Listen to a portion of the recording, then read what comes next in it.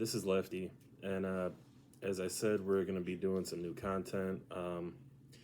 And Lefty is here with Mrs. Lefty. Righty. Righty. And so this segment is, what's the name of the segment?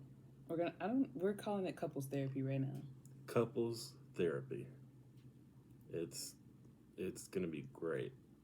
So our topic today is the Chicago Bulls and the absolute blank show that is going on over there, because apparently they can't even do the trade deadline right. You know, like when they sell off, they don't totally sell off, and then when they want to get players, they can't get the right ones. And so, you know, let's start. Yeah. I think the issue with the Bulls goes beyond this year, right? So if we're going to talk about the Bulls this year, we can't just focus on the last 5 months, right? I think Chicago Bulls right now is just an expression of the problems that they've had since 1999. But even if I speed up the timeline, it's the problems that they've had since 2016 that they haven't recovered from. So that's my initial opinion. Right. Like, before this current regime, you had Jim Boylan and John Paxson, and Jerry Reinsdorf has a habit of sticking with his guys, and that goes for the Sox, which is a whole nother video, and the Bulls. And he sticks with his guys too long. You know, it's great if you're his employee, but if you're one of his fans, it feels like the opposite of what a pension is, right? But his employees are the ones that get the pension. So, so let's start at 2020, because we could go back all the way to 99, and you know, that's going to be like a 5-hour long video. So we're going to start in 2020 when the Bulls hired Arturas Karnisovas. So we're just going to call him AK, okay? And that's after they fired John Paxson and Jim Boylan. Karnisovas was a former Nuggets GM. However, for me, it's hard to pinpoint where the GM started there and where the president of basketball operations began. And I think that could be some of the issue, was how much success of the Nuggets in putting together that roster was Tim Connolly or AK. We don't know. Well, I think, you know, the last 4 years, we might be able to say it was probably not AK. And so basically, when I was doing research on this,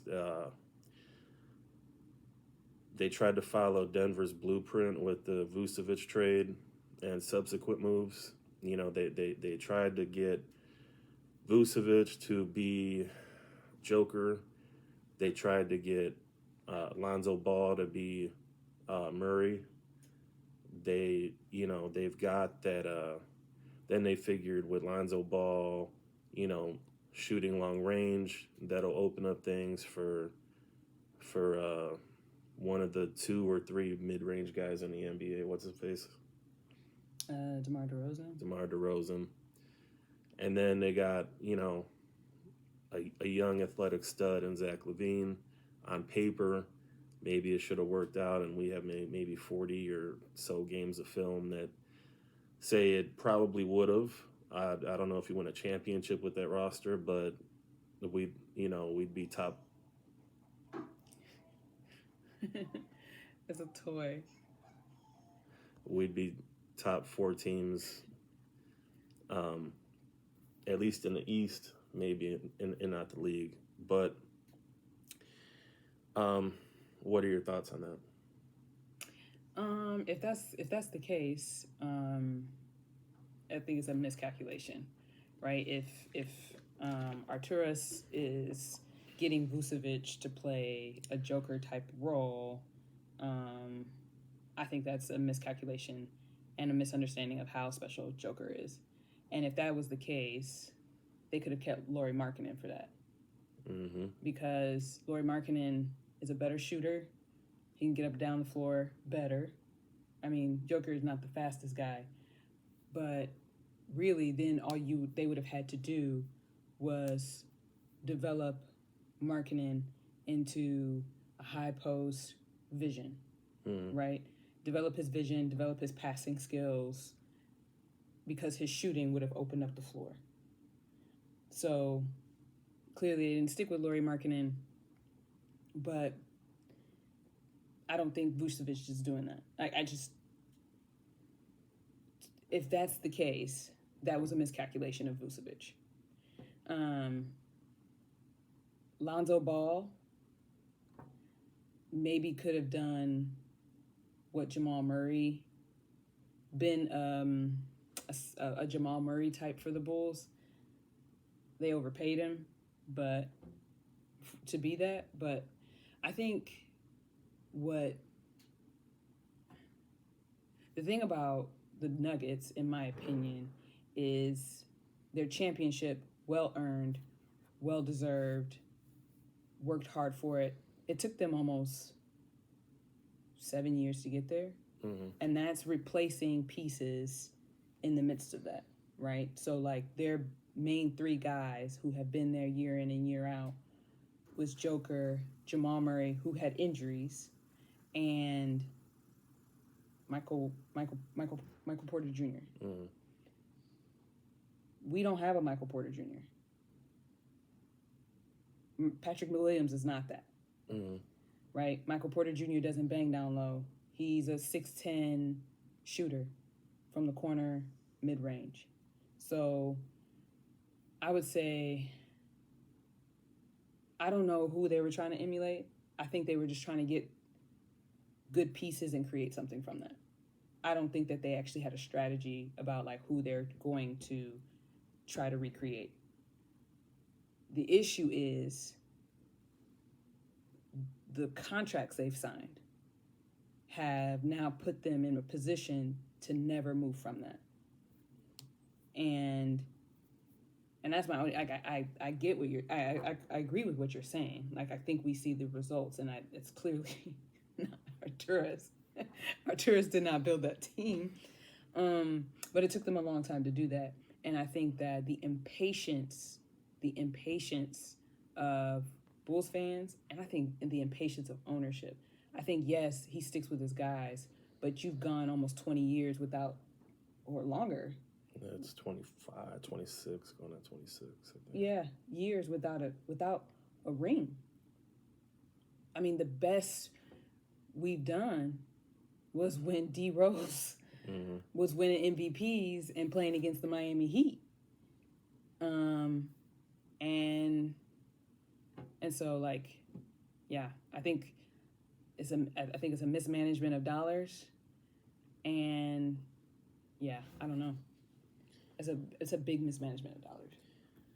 Basically, they're struggling developing talent. Yeah. Like, who's maybe one guy, and this is just recent. The one guy that they've developed is Kobe White, who's had a great year. Mm-hmm. But that's the only guy that I can remember, in recent memory, that I could say, wow, they did a good job with him.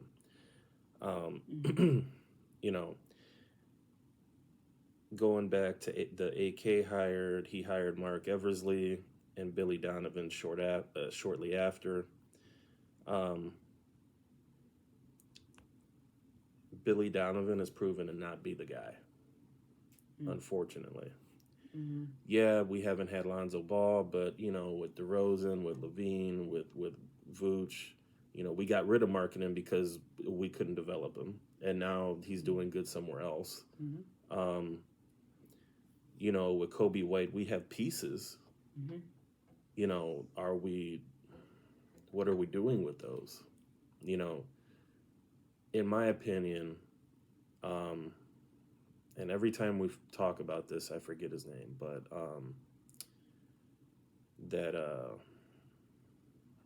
our best rebounder, what is his name? Patrick Williams? No, it's not. Who's our best rebounder? Oh, Alex Caruso? Mm-mm. I don't know who our best rebounder is. The center. Vucevic? No, the dude that comes off the bench. Oh, I forget he's on the team. Drummond. So, in my opinion, if you're gonna have Vooch in the high post, trying to basically do a dollar store imitation of Joker, then what you need to do is play Drummond more, so that way we have someone that could actually rebound. Because Patrick Williams ain't doing it. Drummond. I'm sorry to say I couldn't remember Drummond's name, but I keep forgetting about him. But he had a great January. Mm-hmm. He had a great January. Double doubles multiple times. 15 rebounds, 14 rebounds. Coming off the bench. Yeah. 20, 21 minutes a game. And maybe, I don't know if that's all he can do. But, if you go to the stats and you start to see that, hey, our starting lineup or our first line isn't rebounding the way that they should, maybe make an adjustment. Tinker with things. Work with the pieces that you have, because we have Caruso, who's probably, he's not the most talented player on the team, but he seems to be a glue guy, that does everything that needs to be done that people might not want to do. Zach LaVine ain't out there playing deep. Well, he's not doing anything right now because he heard that he was traded, and all of a sudden he goes under the knife. Literally had surgery 12 hours after there were trade rumors about him during the deadline. DeRozan's old. He's not about to play no defense. That's the thing. What happened to big men playing like big men? You gonna go down this route? I don't think that's like Okay, we could do next segment on this. No, I mean, like, you can, because this is gonna be like a 35-minute video if I go down that road, and I don't think that's. I think like Joker's in a high post. Yeah, he's in a high post. But he passes out of that. But he passes out of that. He gets other guys involved. Do you know who Joker is? He reminds me of Vlade Divac, but can score better. But he grabs boards too. Somehow, in the midst of all that, he grabs boards. Well, because he's a presence down low. Well, because if you think about it like this, if I'm playing against teams that are shooting threes, I actually don't need to be in the low post to get boards. Mm. You don't have to be in the low post anymore to get boards. You just have to want to get boards. Because if I'm shooting a three from the elbow, that thing is bouncing off pretty far out. Like, it's going to end up 12 feet out. So it's an effort thing. I think it's an effort thing. Like, you got players who like, point guards are getting almost 6 to 8 boards a game. SGA. Yeah. Yeah. So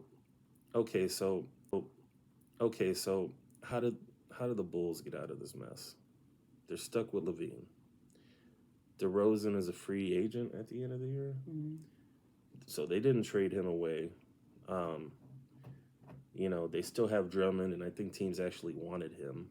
So he might be on the team next year. And if he's not, then that's a missed opportunity to at least get something, because we have no draft capital. I think. What are they going to do with Kobe White? You have to. I mean, I don't know if he's a free agent or not, but he's got to. That's got to be a piece that you build around. And hopefully, this 1 year wasn't some sort of fluke. You don't know that. That's the thing. Like, of all the years of his development, you've seen small progressions here and there. This is the first year we've seen him take over games, like with the takeover. What's it, the takeover badge, right?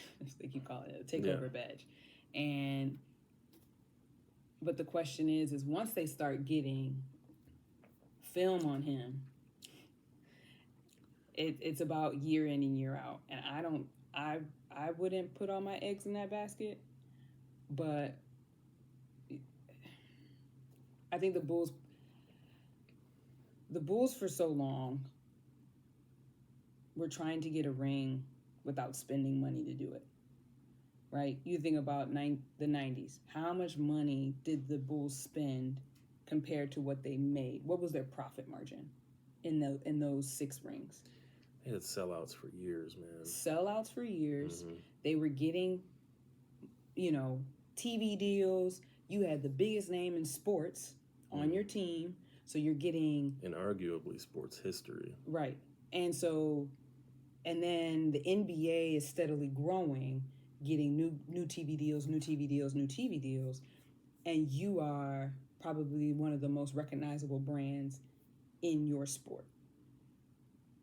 How much money did the Bulls make in those years? I think inflation, billions, right? If you consider inflation, billions. They can't do that anymore.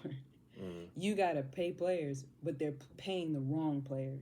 They're paying a seasoned DeMar DeRozan. They're paying knee injured Lonzo Ball $86 million. Didn't he have surgeries before he got the contract? He had knee problems. They were. And then he's wearing his dad's messed up ass shoes. They were GMs and basketball people were saying he's not getting $86 million with his knees. And what did the Bulls go do? Gave him $86 million. Yeah. And how many games has he played? How many years has he played in that contract? I think he's got more millions of dollars that he's pocketed than actual games he's played. I don't think he's played 80 games to get that $85 million. No. I don't think so. And I actually think that they are genuine injuries. The Bulls were stupid by giving him that much money, right? They could have got him for less. Now you're in a situation where the amount of money you've spent is not equating with production. But you're stuck in these contracts because no one's giving Zach LaVine that much money and no one's trading away that many assets so that they can actually meet that dollar. Yeah, right. I'm not doing that. And then you got to, trade them away and then pay the other team to take on the contract. Like they're not going to take on all that money. You're going to have to pay. Mm-hmm. So now you're paying a player who don't play for you. Exactly. So let's go back to Billy Donovan, and then this will be the last point. This is how much he's not the guy. I'm going to list the amount of the names of players that played under him in Oklahoma City, and they got next to nowhere. Mm-hmm. So Kevin Durant, a prime Serge Ibaka, a young Steven Adams, a prime Russell Westbrook. They drafted Sabonis. Mm-hmm. I don't know what happened to him after that, but apparently they drafted him. Sabonis? I can tell you what happened to Sabonis. Sabonis went to Indiana and averaged he was like a 10-10 guy. Mm-hmm. Then he's now over in... but he was good in Indiana, too. Yeah, I know. But now he's over in Sacramento. Now he's that's another talented player that they did not... that he couldn't Let me tell you develop. something. Let me tell you something about Sabonis. People going to sleep on Sabonis. I did a fantasy league with Sabonis on my team. And Sabonis would get me 30, 40... I would say averaged probably 15 to 20 points a game for me in my draft. Now, man, you must have cleaned up on that money that you paid on that. I didn't pay to play. But here's the thing. Here's what you need to know. Sabonis right now is probably top 5 conversation MVP right now. Not in the All-Star game. He wasn't voted an All-Star. I'm not saying Sabonis is fun to watch, right? He's would have flourished in San Antonio. All right. But he's and a part of that playoff, significantly a part of that playoff team in Sacramento Kings last year. And so I know we talk about Russell Westbrook, Serge Ibaka who has a ring now. the Kevin Durant, who has rings now, Russell Westbrook. We talk about them, but they're. I'm not even halfway through the list. I know, but I'm saying Sabonis. Okay, so let me start the list over. Deeply failed. Sabonis. We got. Oh, and in 2016, like right when they lost to Golden State in 2016, there's a meet cute story there, where I did not lie. We're talking about 2016, dude. You did not.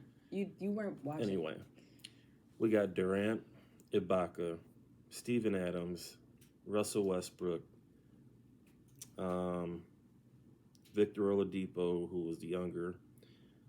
They drafted Sabonis, Paul George, Carmelo Anthony.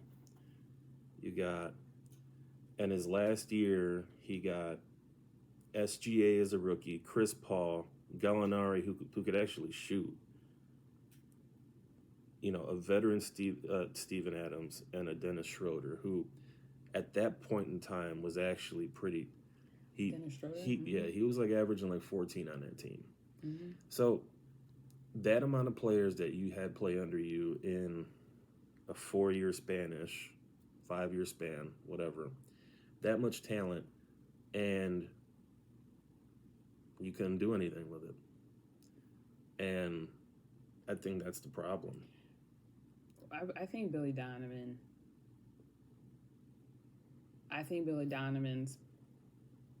card has been shown after what happened at Florida. And I just don't think people wanted to believe it. All right? When Billy Donovan was coaching at Florida, during the time where Joakim Noah was there, okay, winning that ring or the national championship, I don't think people realized the talent that was at Florida. But that's one. Two, some coaches are just equipped to coach at a particular level.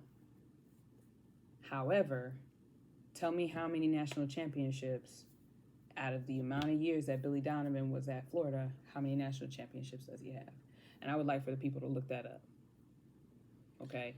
We're not talking about Coach K. I don't even think Billy Donovan would be considered a Hall of Fame coach out of all the coaches, Power 5 coaches, in like at the college level. And so, yes, he's not that guy. And yes, in the NBA it shows that, but I don't even think it showed that. So what's his level? An assistant coach? I think he's an assistant coach. At the pro level or college or either? I think he's an assistant coach at the pro level. I think he's an assistant coach. I think he can play. I think he can coach at the pro level. I just don't think he can. I don't think he can mold a team. So, this is the last point because this video is already kind of long. Players that were drafted after Patrick Williams. We took him at 4. Emmanuel Quigley at 25. Jaden McDaniels, who's an excellent defensive player, at 28. Desmond Bane, he was drafted at 30. Tyrese Maxey, who put up like a 55-point game the other day. Yeah, Maxey's been flourishing.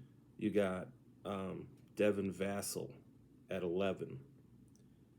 And then the cherry on top is Tyrese Halliburton at 12. That's the guy though. Ain't that a kick in the nuts? That's like the guy. Tyrese Halliburton at 12 in the same draft. That's actually the guy. Like it, man. And it's not. And I'm not saying he's the guy because if he's that's going not off a right kick now. in the giblets, I don't know what is, man. Tyrese Halliburton is the guy because this man is shooting at what 70. Like he's getting double-digit assists without turnovers.